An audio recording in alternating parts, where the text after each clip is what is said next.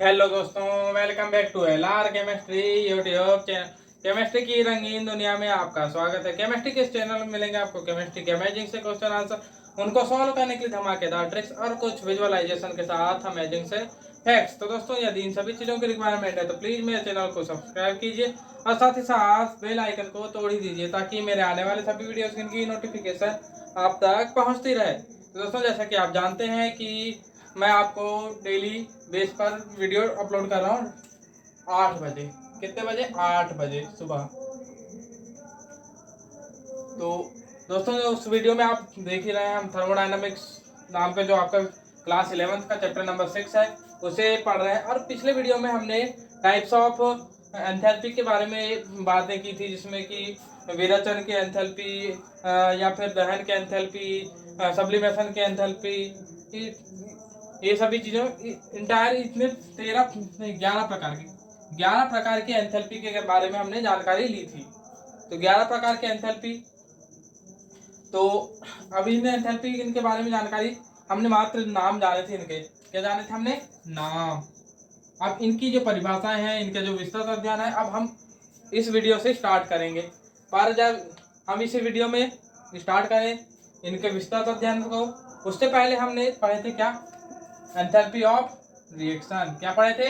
Enthalpy of reaction, ये पढ़े थे हमने। क्यों ना हम इस पर आधारित एक न्यूमेरिकल कर लें। तो ज्यादा देरी ना करते हुए हम अब नेक्स्ट स्लाइड में लेकर चलते हैं, जिसमें कि आपको एंथैल्पी ऑफ रिएक्शन पर आधारित एक न्यूमेरिकल देखने को मिलेगा। तो आइए दोस्तों, अब हम स्टार्ट करते हैं अभिक्रिया की एंथैल्पी में परिवर्तन ज्ञात करना है हमें। ये एक न्यूमेरिकल है आपका। तो न्यूमेरिकल में यहाँ पर आपको बता दिया जाए कि जब भी आप जो है ना अभिक्रिया की एंथैल्पी ज्ञात करेंगे, तो वहां पर आप ध्यान दीजिए कि वहां एक मोल अभिकारक का ही परिवर्तन हो रहा है या फिर कम या ज्यादा का। तो आप अगर से कम ज्यादा हो रहा होगा तो फिर आपको उसको एक मोल में बदलना होगा। लेकिन यहाँ नॉर्मली एक रिएक्शन दी हुई है जिसमें कि एक मोल अमोनियम क्लोराइड को गर्म करने पर पे हमें एक अमोनिया और एक हाइड्रोजन क्लोराइड यानी HCl, इस अम्ल का एक एक मोल मिल रहा है। तो एक एक मोल मिल रहा है, इसका मतलब हमें कुछ ज्यादा कुछ करने की जरूरत नहीं है। पर यहाँ पर आपको एक चीज और बताई दी है मैंने कि हमें अब क्या याद करना है? एंथैल्पी परिवर्तन। ये एंथैल्पी परिवर्तन किसकी होगी? तो अभिक्रिया की एंथैल्पी परिवर्तन याद करनी पड़ेगी। हमें क्या याद करना है? अभिक्रिया की एंथैल्पी परिवर्तन। एंथैल्पी परिवर्तन इंग्लिश में बोलना। इंग्लिश में ये क्वेश्चन क्या रहा है, अब आप सुन लीजिए। Find the value of changement of enthalpy for following reaction, and reaction is heating of ammonium chloride gives us ammonia and hydrogen chloride. If the value of delta H R is x and delta H of P is 3x, then find the value of changement of enthalpy. तो यहाँ पे अब आपको बता दिया जाए कि यहाँ पे हमें इसे याद करना है, लेकिन इसके लिए दिया क्या है? हमें दिया हुआ है डेल्टा एच आर। मतलब ये एच आर का मतलब क्या है? रिएक्टेंट की एंथैल्पी। मतलब रिएक्टेंट यानी अपना अभिकारक। अभिकारक क्या है? ये अमोनियम क्लोराइड। तो अमोनियम क्लोराइड की एंथैल्पी क्या दी हुई है, या फिर एंथैल्पी परिवर्तन पहले से दिया हुआ है क्या? हमें एक्स दिया हुआ है। और साथ ही साथ हमें प्रोडक्ट की एंथैल्पी परिवर्तन, प्रोडक्ट क्या है? ये दो है, अमोनिया और हाइड्रोजन क्लोराइड। तो इनके एंथैल्पी परिवर्तन कितनी दी हुई है? 3x दी हुई है। 3x दी हुई है। तो आपको बता दें, तो यहाँ पे मैं कुछ सोच रहा था लेकिन रहने दीजिए उसे। तो अब इस स्थिति में आप ज्ञात कर सकते हैं। जी हाँ, कल मैंने आपको एक सूत्र बताया था, delta H of reaction is equal to delta H of product minus delta H of reactant. ये सूत्र बताया हुआ है आपको? बताया? जी हाँ बताया है। तो इससे बताएंगे तो 3x माइनस 3x क्या है? Delta H of P and delta H of R X. तो इससे आपने निकाल लिया क्या? 2x। पर ये प्लस का आया है, तो यहाँ से आपको क्या सीख मिलती है, यहाँ से हमें क्या सीख मिलती है कि ये है जो अभिक्रिया है, ये आपकी ऊष्मा शोषी अभिक्रिया है, ऊष्मा शोषी अभिक्रिया है। आपने पढ़ा होगा दो प्रकार की रिएक्शंस पढ़े हैं, एक तो मैंने बताया हुआ था चैप्टर की स्टार्टिंग में ही बताया हुआ है, ऊष्मा क्षेपी, एंड एक है ऊष्मा शोषी। ये दो प्रकार की अभिक्रियाएं होती हैं, दो प्रकार की अभिक्रियाएं होती हैं। तो यहाँ पर से जब भी आपका डेल्टा एच का मान पॉजिटिव आएगा, डेल्टा एच का मान पॉजिटिव आ रहा है, डेल्टा एच पॉजिटिव, तो ऊष्मा शोषी होगी, शोषी। और डेल्टा एच नेगेटिव, इसे आप जो है ना नोट करके लिख लीजिए अपने तब, ऊष्मा क्षेपी। आपको मैंने स्टार्टिंग में भी बताया हुआ था कि अगर से पॉजिटिव अपने को ऊष्मा मिलती है तो ऊष्मा क्षेपी, सॉरी ऊष्मा शोषी होगी, और अगर से नेगेटिव मिलती है तो ऊष्मा क्षेपी होगी। और आप खुद ही देख रहे हैं, ताप अपन बढ़ा रहे हैं, टेम्परेचर बढ़ा रहे हैं, यानी कि एक प्रकार से गर्म कर रहे हैं, गर्म कर रहे हैं मतलब इसको हम हीट दे रहे हैं, अपने तरफ से हीट दे रहे हैं, तो ये ऊष्मा शोषी ही दर्शा भी रहा है और हमें प्राप्त भी वैसे ही हो रहा है, तो हम अपनी तरफ से सही है।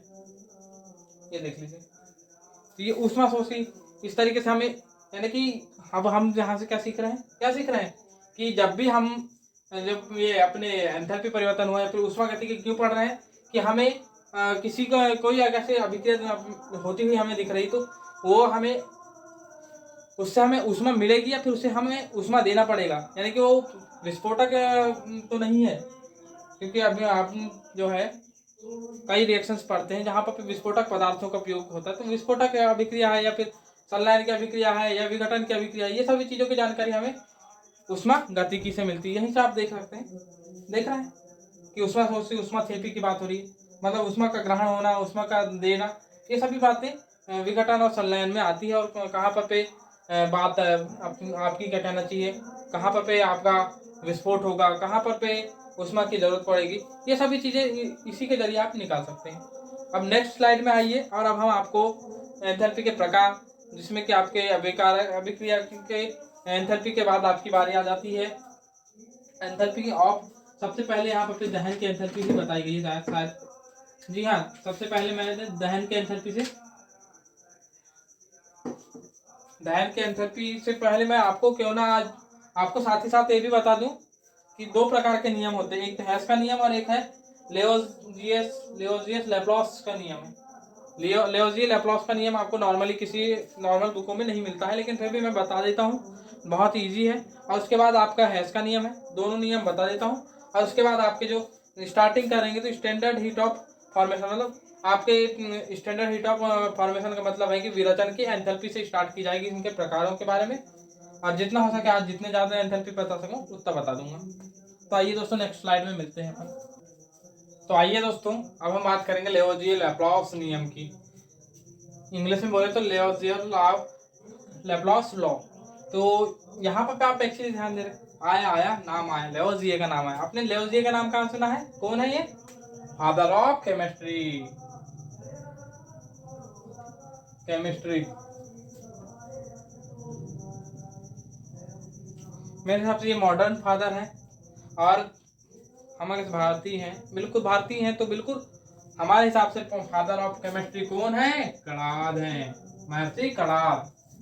ठीक है, इसे नॉर्मल आप जान सकते हैं, जब भी आपके इसमें क्या कहना चाहिए, आपके कॉम्पिटेटिव एग्जाम में क्वेश्चन आता है तो फादर ऑफ केमिस्ट्री लेओजिए को ही लगाना पड़ेगा आपको।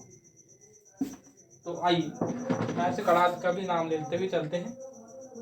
तो लेओजिए लैप्लास लॉ आपका उष्मागतिकी से संबंधित है। उष्मागतिकी में क्या कहता है, यदि कोई अभिक्रिया मान लीजिए इस तरीके से चल रही है, A + B gives us C+D, अगर से कोई इस तरीके से अभिक्रिया चल रही है और इसमें डेल्टा एच का मान यदि से, यानी एंथैल्पी परिवर्तन का मान यदि से x है, डेल्टा एच ऑफ फॉरवर्ड कहते हैं अपन इसे, डेल्टा एच ऑफ फॉरवर्ड यानी अगर अभिक्रिया का मान इस तरीके से है, तो यदि पश्च अभिक्रिया अगर इस अभिक्रिया को पलट दी जाए तो इसका मान कुछ इस तरीके से अभिक्रिया बन गई, तो इस स्थिति में डेल्टा एच ऑफ बैकवर्ड हो जाएगी, जो भी कहते हैं आप। इसका मान जो है ना x रहेगा, लेकिन इसके चिन्ह बदल जाएगा। ये अगर से पॉजिटिव में तो ये नेगेटिव हो जाएगा, यदि सी ये नेगेटिव में है तो इसका पॉजिटिव में हो जाएगा। जैसे आप पिछली अभिक्रिया में ही देखें अपन पिछली अभिक्रिया में आए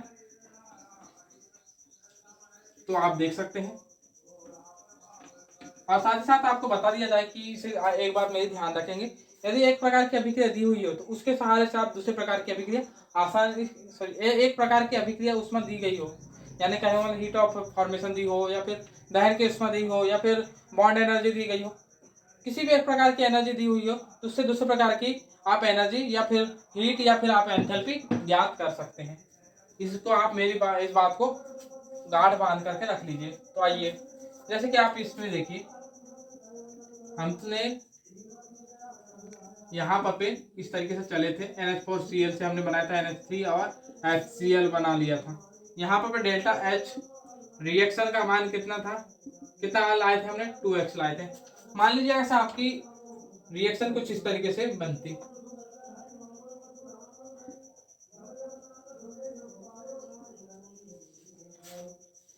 NH4Cl। तो इस स्थिति में डेल्टा H रिएक्शन अब क्या हो जाए, कितनी मिल जाएगी हमें, यहाँ पॉजिटिव मिली थी, हमें ऑब्वियसली बात है यहाँ नेगेटिव मिलेगी। किस नियम से आपने किए, तो लेवोजिए के नियम से किया आपने, ये बात ध्यान रखिए, लेवोजिए के नियम से। एज सिंपल है, इतना सा तो नियम है बस। क्या कैसे किसी एक तरीके की अभिक्रिया, मान लीजिए आपका -973 किलो कैलोरी किलो कैलोरी पर मोल आपकी किसी अभिक्रिया की अभिक्रिया उष्मा है या फिर अभिक्रिया एंथैल्पी है, तो उस रिएक्शन को पलट देंगे, तब उसकी अभिक्रिया एंथैल्पी कितनी हो जाएगी, 973 किलो कैलोरी पर मोल। पर पहले माइनस में थी तो अब प्लस में हो जाएगी, पहले माइनस में थी तो अब प्लस में हो जाएगी। ये हो गया खेल खत्म। अब आते हैं हम हैश के नियम में। किसके नियम में, हैश, भैंस नहीं हैश, भैंस नहीं हैश। तो आइए दोस्तों हम करते हैं हैश का नियम, हैश के नियम की बात करते हैं। तो जैसे कि आप देखे पिछले नियम में, जहां पे अभिक्रिया के दिशा परिवर्तित करने पर पे उसका चिन्ह परिवर्तित हो जा रहा था, लेकिन अब यहाँ पर पे अब क्या करेंगे, अब हम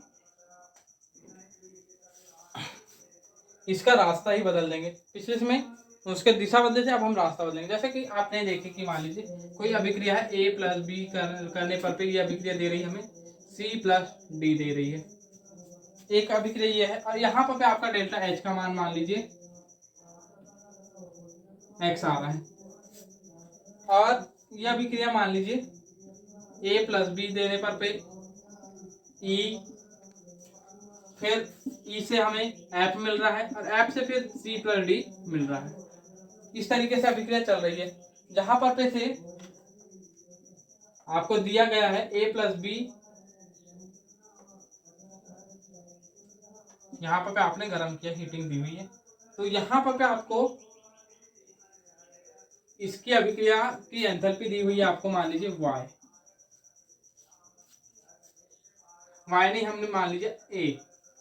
उसके बाद E से F बना रहे हैं हम, तो इसकी दी हुई है डेल्टा H का मान दिया हुआ है B, और F से C + D बना रहे हैं, तो इसका मान दिया हुआ है हमें C। तो इस स्थिति में क्या देख रहे हैं आप, जो है ना, यहाँ से आप डायरेक्ट गए, यहाँ पर इतनी सारी स्टेप, मतलब कहीं ना कहीं हम इसे भी आपस में जोड़ते हुए चल रहे हैं ना, इनको, इन स्टेपों को आपस में जोड़ने पर भी डायरेक्ट ये स्टेप मिली, इन स्टेपों को जोड़ने पर भी डायरेक्ट ये स्टेप मिली। तो इस स्थिति में क्या हो जाएगा, आपका जो है x का मान जो है ना, ये बाकी जो ये दी हुई है इनके मानों के योग के बराबर हो जाएगा। इस स्थिति में इसके मानों के योग के बराबर हो जाएगा। यही है हैश का नियम, कि आप किसी भी पथ से जाएं, अभिक्रिया की एंथैल्पी समान बनी रहेगी। किसी भी पथ से जाएंगे, अभिक्रिया की एंथैल्पी समान बनी रहेगी। तो ये रही आपको एंथैल्पी परिवर्तन के नियम। अब बात करेंगे हम एंथैल्पी परिवर्तन के प्रकार, एंथैल्पी परिवर्तन के प्रकार। तो आइए दोस्तों, जैसे कि आप देख रहे हैं हेडिंग लग चुकी है, एंथैल्पी के प्रकार, टाइप्स ऑफ एंथैल्पी।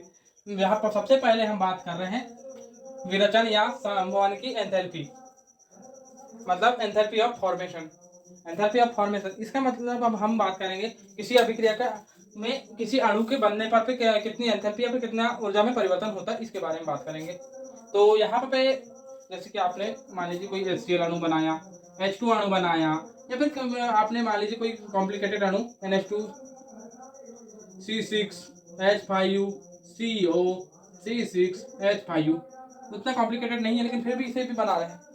इन सभी को बनाने में जो जितनी भी एंथैल्पी या फिर जितना भी उसमें परिवर्तन क्या हमें मिलेगा, उस सब के बारे में मतलब अलग से अपन जानकारी लेंगे कि यहाँ पे इसको बनाने में कितना ऊर्जा में परिवर्तन हो रहा है, इसको बनाने में कितना, इसको बनाने में कितना, इन सभी चीज़ों के बारे में जो जानकारी देता है वो देती है हमें एंथैल्पी ऑफ फॉर्मेशन। इनकी जानकारी हमें एंथैल्पी ऑफ फॉर्मेशन से प्राप्त पता चलेगी। तो अब आप लिखिए, इसकी परिभाषा लिखेंगे। परिभाषा में क्या लिखेंगे, क्या लिखेंगे, किसी अभिक्रिया में, लिखिए किसी अभिक्रिया में नहीं, अभिक्रिया से एक मूल अणु प्राप्त करने पर होने वाले एंथैल्पी परिवर्तन। एंथैल्पी क्या है, एक प्रकार की आपकी ऊष्मा है। एंथैल्पी क्या है, एक प्रकार की ऊष्मा है। एंथैल्पी परिवर्तन को क्या कहते हैं हम, संभवन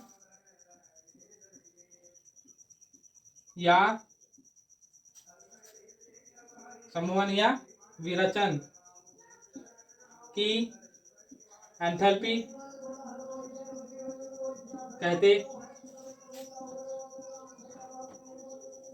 हैं।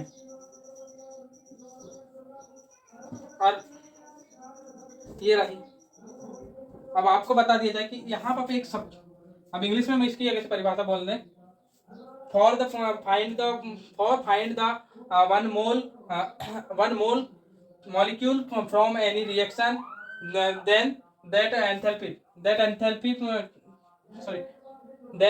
changement of enthalpy is called as a heat of formation or enthalpy of formation।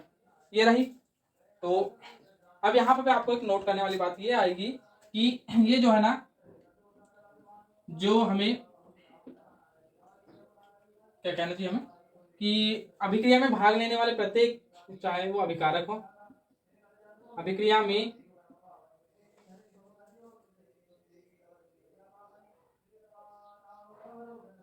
घटक, वो शब्द दिमाग में नहीं आ रहा था, अभिक्रिया में भाग लेने वाले सभी घटक, चाहे वो अभिकारक हो या उत्पाद हो, सभी घटक अपनी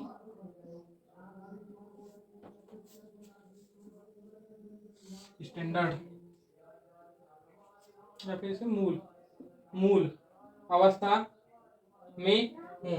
इसका अर्थ क्या है कि जिस अवस्था में मान लीजिए आपका वाटर H2O आपका नॉर्मल टेम्परेचर पे, यानी नॉर्मल टेम्परेचर पे वो जिस स्थिति में होते उसी स्थिति में हो, जैसे H2O लिक्विड में होता है लिक्विड में, O2 आपके गैस में होती है तो गैस में ही होना चाहिए।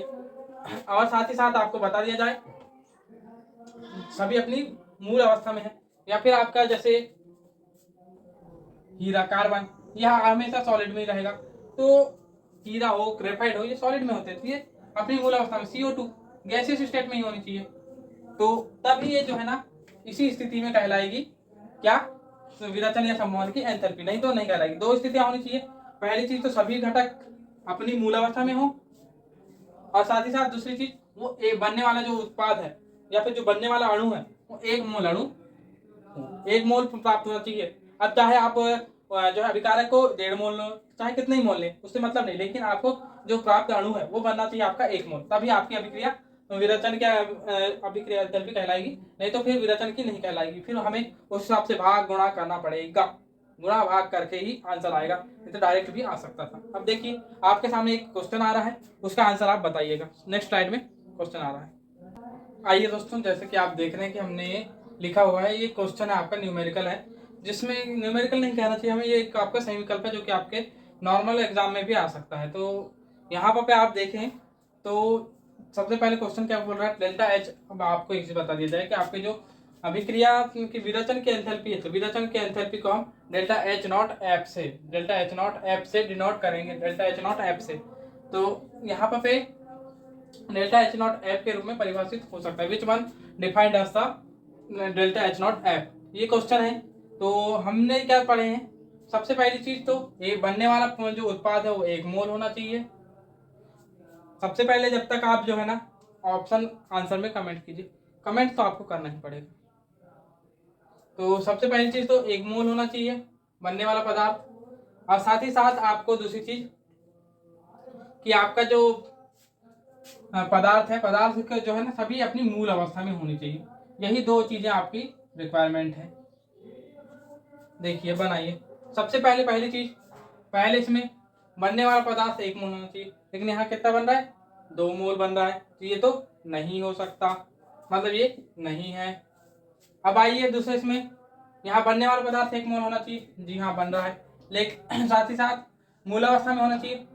हाँ ये गैस होता है, हाँ जी हाँ ये गैस होता है, जी हाँ ये गैस हो, सॉरी ये तो गैस होता है लेकिन दिया क्या है, लिक्विड, तो ये नहीं होगा। अब आइए इसमें, तो इसमें आए तो हमें क्या मिला है, हमें मिल रहा है कि CaCO3 प्लस Ca, यहाँ पर सभी पदार्थ अपने 1 मोल बन रहे हैं, ये भी 1 मोल बन रहा है, ये भी 1 मोल बन रहा है। चलो ठीक है, ये बात सिद्ध हो गई। मूल अवस्था में होना चाहिए, सॉलिड ये होता है सॉलिड 25 डिग्री सेल्सियस, और कभी भी बात होती है तो 25 डिग्री सेल्सियस टेम्परेचर और एक ATM दाब की बात होती है, ये भी ध्यान रखेंगे। जब भी आपको delta H not F define करना होगा तो ये 2 परिस्थितियां ध्यान रखनी होगी, एक 25 डिग्री सेल्सियस और एक ATM दाब। तो उस स्थिति में जो है ये सॉलिड होता है, जी हाँ ये सॉलिड होता है, जी हाँ ये गैस होता है, जी हाँ। तो इसे भी आप जो है ना CO2 को आप जो है ना O को बिल्कुल बराबर में लिखेंगे, थोड़ा जल्दबाजी में मैंने नहीं लिख पाया, तो इसे बिल्कुल C और O को बराबर लिखेंगे। तो यहाँ पर पे अगर मान लीजिए आपने C और O को ऐसा इस तरीके से लिखा, तो ये होता है कोबाल्ट का चिन्ह, कोबाल्ट का है ये सूत्र, और ये है आपका कार्बन डाइऑक्साइड का, और जबकि ये हो गया आपका कार्बन मोनोऑक्साइड का। तो ये तीनों में अंतर है, ध्यान रखिए। उसको अब छोटी सी बात इसलिए यही बता दिया। तो यहाँ पर फिर आते हैं, जी हाँ ये गैस में है, सब चीजें सही है, तो ये जी हाँ, तो अपना आंसर क्या हो जाएगा, ये इनमें से कोई नहीं भैया, हाँ यहाँ पर एक तो मिल गए, तो ये भी नहीं हो सकता, तो ये मिल गया आपका आंसर। तो दोस्तों आइए नेक्स्ट स्लाइड में चलते हैं, और अब हम बात करते हैं, कोई और न्यूमेरिकल तो नहीं रहेगा, ये देख लेते हैं हम, जी नहीं क्या बचा हुआ है डेल्टा एच नॉट एफ।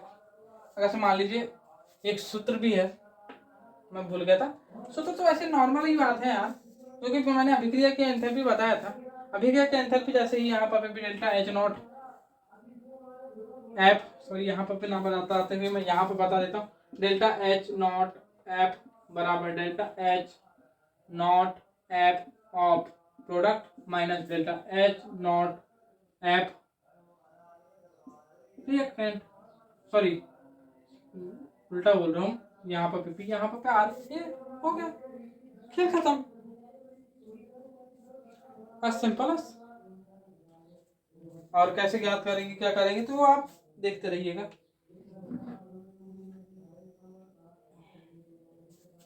और साथ ही साथ एक और चीज है जो कि यहाँ पे आप जो है नोट करके अपनी तरफ से लिख सकते हैं। क्या है, मैंने नोट्स में जो है ना लिख कर रखा हूँ, क्या है दिमाग से क्या उड़ जाता है कि कैसे क्या है, तो इस वजह से नोट्स रखी हुई है। तो नोट्स में लिखा हुआ है मेरे पास, आप देख, आपको नोट्स की फोटो भी आपको आपके PDF बना करके सेंड कर दी जाएगी।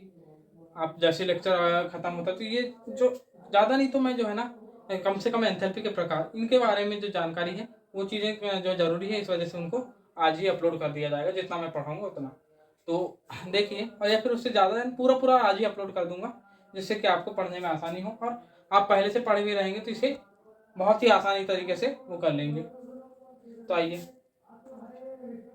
किसी भी तत्व, जो तत्व है ना आपका, कैसे मान लीजिए तत्व अपनी मूल अवस्था में, जैसे कार्बन ग्रेफाइट में होता है, फास्फोरस लाल फास्फोरस हुआ, अगर सी अपने मूल अवस्था में है और एक ही इनका अणु है, सॉरी एक ही परमाणु है, अपनी परमाणु अवस्था में है और साथ ही साथ अपने उसमें है, मतलब एक प्रकार से तत्व अपनी मूल अवस्था में है और मूल उसके जो क्या कहना चाहिए आपका अपर रूप, अपर रूप, जी हाँ, अपने मूल अपर रूप में है। तो उस स्थिति में इनके जो डेल्टा एच एफ का मान होगा इस स्थिति में वो 0 हो जाएगा। इस स्थिति में डेल्टा एच नॉट एफ का मान यानी कि आपके इन तत्वों के लिए 0 हो जाएगा। साथ ही साथ बात आएगी कि किसी अगर से मान लीजिए यौगिक है H2O, H2O लिक्विड है, मान लिया ये अपनी मूल अवस्था में, लेकिन यहाँ पर आप ये वाली बात नहीं लगा देंगे कि डेल्टा एच नॉट एफ बराबर 0, ये नहीं लगाएंगे क्योंकि ये अब तत्व थोड़ी, ये अपना यौगिक बन गया और यौगिक बन गया तो यौगिक की तो एंथैल्पी का मान 0 नहीं होता है, उसके एंथैल्पी परिवर्तन निकलती है। बस इतनी सी दो बातें नोट करने वाली थी। अब हम बात करेंगे हीट ऑफ कंबंसन या फिर एंथैल्पी ऑफ कंबंसन की। तो नेक्स्ट स्लाइड में हम उसकी बात करेंगे और आज का लेक्चर वहीं समाप्त कर दिया जाएगा, एक न्यूमेरिकल भी करवाया जाएगा उससे, बस फिर खत्म। तो आइए दोस्तों अब हम बात करेंगे दहन की एंथैल्पी के बारे में। तो दहन की एंथैल्पी की परिभाषा आप लिखना चाहें तो आपको बता दिया छोटी सी बात कि एक मोल, किसी भी अणु के एक मोल का दहन, और दहन जो है ना हमेशा किसकी उपस्थिति में होता है, दहन होता है ऑक्सीजन की उपस्थिति में, दहन या फिर ऑक्सीजन से अभिक्रिया, अभी ऑक्सीजन से अभिक्रिया ही दहन कहलाती है, ऑक्सीजन से अभिक्रिया ही दहन कहलाती है, इसको ध्यान रखिए। तो दहन की एंथैल्पी की परिभाषा लिखना चाहेंगे तो किसी अणु, परमाणु या यौगिक के एक मोल के दहन के लिए आवश्यक उष्मा को दहन की एंथैल्पी कहते हैं।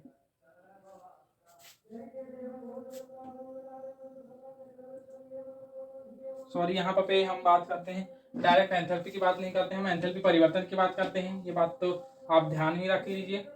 तो यहाँ पे उष्मा परिवर्तन को एंथैल्पी, दहन की enthalpy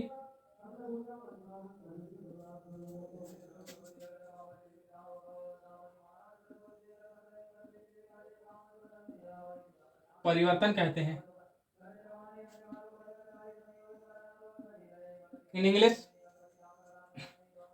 a heat required for combustion of any atom, molecule or solution is called as a heat of combustion or enthalpy of combustion।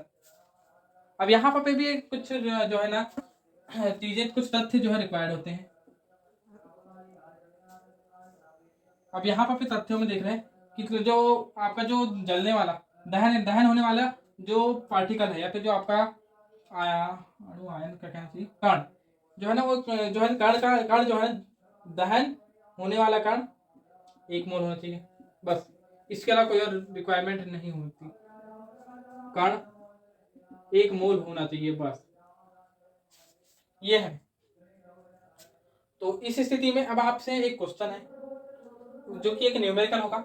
अब इसी आधार से आप उस न्यूमेरिकल को हल कीजिएगा और उसके बाद आपकी क्लास खत्म।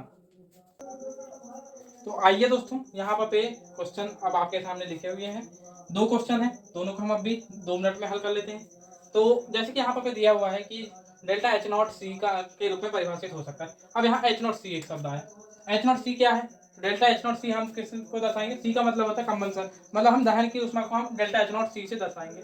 तो अब यहाँ पर जैसे कि मैंने बताया था, क्या बताया था कि जो 1 मोल क्या होना चाहिए, अणु हो, आयन हो, यौगिक हो, कुछ भी हो, वो 1 मोल होना चाहिए, तभी उसका जो दहन जो है ना, और वो दहन कहलाता है, वो उसके ऊष्मा कहलाएगी एंथैल्पी ऑफ कंबंसन, यानी कि दहन की एंथैल्पी कहलाएगी, और वो दहन कहलाता है आपका पूर्ण दहन, वो दहन कहलाता है पूर्ण दहन। और अगर से 1 मोल ना हो तो अपूर्ण दहन कहलाता है, अपूर्ण दहन कहलाता है। तो आइए अपूर्ण दहन कहलाएगा। सबसे पहले देखो कि ये 1 मोल है, जी हाँ, और इसका पूर्ण दहन ही हो रहा है।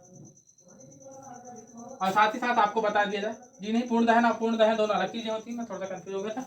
जी चलो, जो है 1 मोल हो तो ही आपके अभिक्रिया की वो कहलाती है। पहली चीज वो उसका पूर्ण दहन होना चाहिए, पूर्ण दहन होना चाहिए, तब जाकर के वो जो है एच नॉट आर मतलब कि अभिक्रिया की एंथैल्पी के बराबर होगी, नहीं तो वो सिर्फ और सिर्फ दहन की एंथैल्पी कहलाएगी। उस पर आधारित क्वेश्चन अगला रहेगा, लेकिन पिछला क्वेश्चन जो है, जो पहला क्वेश्चन है वहां पे दहन की एंथैल्पी है क्या नहीं उसके बारे में। तो यहाँ 1 मोल है, इसका दहन हो रहा है, जी हाँ, तो ये अभिक्रिया की एंथैल्पी कहलाएगी। सॉरी, अभिक्रिया की एंथैल्पी, सॉरी मुझे माफ कीजिए, ये कहलाएगी आपकी दहन की एंथैल्पी कहलाएगी। ये कहलाएगी क्या नहीं, H2 का पूर्ण दहन हो रहा है तो अभी जाकर के आपका जल बन रहा है, तो यहाँ पर पूर्ण दहन होता है तो यही होगा। 1 मोल ही है इसका, 1 मोल तो पूर्ण दहन है तो होगा। इसी वजह से ये दोनों है, इसी वजह से आंसर आपका ये ना होकर के ये हो जाएगा, दोनों है इस वजह से। अब आइए यहाँ पर किसे हम एच नॉट आर के रूप में, यानी दोनों के बराबर, मतलब डेल्टा एच नॉट सी बराबर डेल्टा एच नॉट एफ कहाँ पर पे है बोल रहा है, एफ नहीं कहना चाहिए, आर कहना चाहिए।